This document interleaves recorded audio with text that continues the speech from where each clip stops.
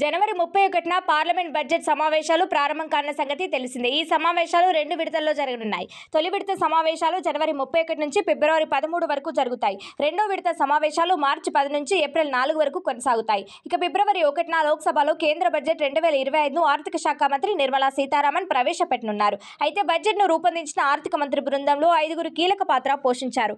ఇప్పుడు వాళ్ళ గురించి తెలుసుకుందాం. తుహిన్ కాంత్ పాండే ఒడిశా కేడర్కు చెందిన 1987 బ్యాచ్ ఐఏఎస్ అధికారి. ప్రస్తుతం ఈయన ఆర్థిక రెవెన్యూ కార్యదర్శిగా పనిచేస్తున్నారు. ఆదాయ వసూళ్లతో పాటు పన్ను రాయితీల అంచనాలను కూడా ఆయన నిర్వహిస్తున్నారు. బడ్జెట్ కు కొద్ది రోజుల ముందు ఆర్థిక మంత్రి బృందంలో ఆయన నియామకమయ్యారు.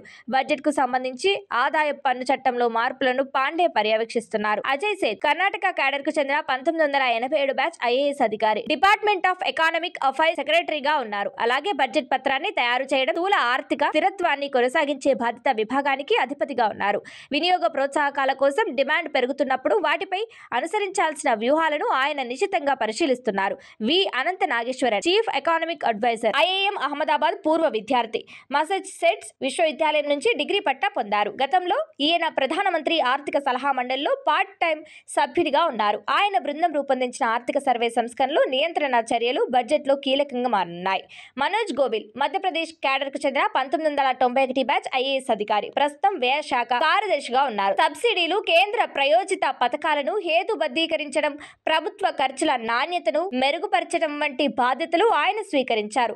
బడ్జెట్ ఈ విభాగం కూడా చాలా ముఖ్యమైనదిగా పరిగణించబడుతుంది. ఎం నాగరాజు త్రిపుర కేడర్ కు చెందిన 1993 బ్యాచ్ ఐఏఎస్ అధికారి. బొగ్గు శాఖలో అదనపు కార్యదర్శిగా పనిచేసిన తర్వాత ఆయన ఆర్థిక సేవల శాఖ డిఎఫ్ఎస్ లో చేరారు. క్రెడిట్ ఫ్లో, డిపాజిట్ సమీకరణ, ఫిన్టెక్ ని నియంత్రించడం, బీమా కవరేజ్ ని విస్తరించడం, డిజిటల్ ఇంటర్ఫేస్లను మెరుగుపరచడం లాంటి వాటిపై ఈయన బృందం పనిచేస్తుంది. అలాగే బ్యాంకింగ్ తో పాటు మార్కెట్లో మూలధన ప్రవాహాలను కూడా పర్యవేక్షిస్తుంది. బడ్జెట్ లో ఈ అంశాలు కూడా కీలకంగా మారనున్నాయి.